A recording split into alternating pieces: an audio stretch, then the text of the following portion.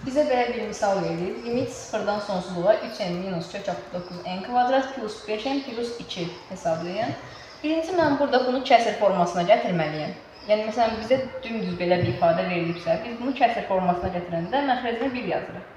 Və bu ifadəni mən bilirəm ki, kəsrin sürətini və məxrəcini eyni əddə vursam və bölsəm, kəsrin qiyməti dəyişməyəcək. Yəni, mən burada bu ifadənin sürətlə məxrəcində qoşmasına vurmalıyam.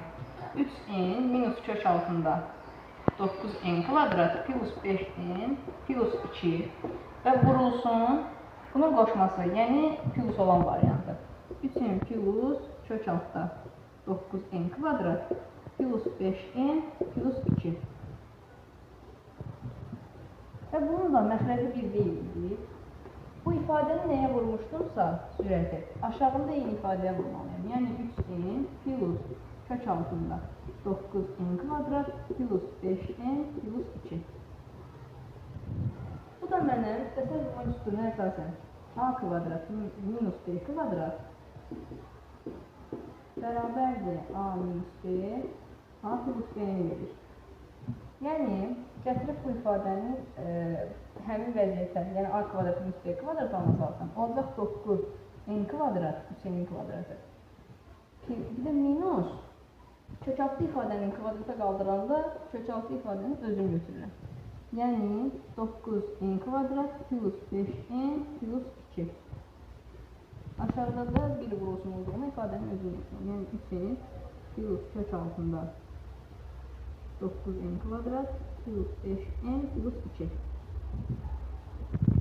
Deməli, və bizə verilən bu ifadəni, yəni bu misaldan bu hala gətirdiyimiz ifadəni sadələşdirirəm.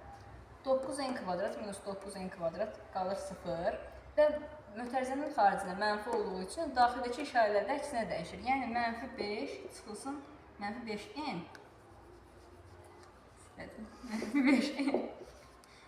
mənfi 5n çıxılsın 2 bölünsün 3n plus 9n kvadrat plus 5n plus 2. Deməli, indi mən burada limitin qaydasına əsasən burada ən böyük dərəcədən olan n kvadratıdır. Yəni, kök altı ifadələrin hamısını n kvadratına böləcəm. Kökün xaricində olan hissələrini isə hamısını n-ə böləcəm. Çünki kök də n kvadratından n çıxır. Bu ifadənin hər bir tərəfini n-ə bölsəm, mənfi 5 minus 2 bölünsün n.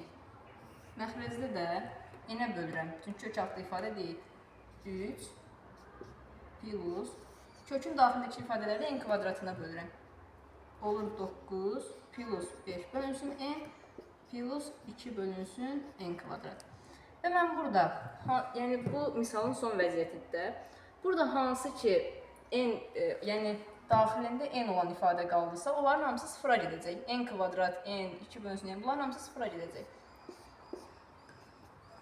Qalacaq mənfi 5 yuxarıda. Aşağıda da 3 plus kökdə 9-dan da 3 çıxır. Yəni mənfi 5 bölünsün 6.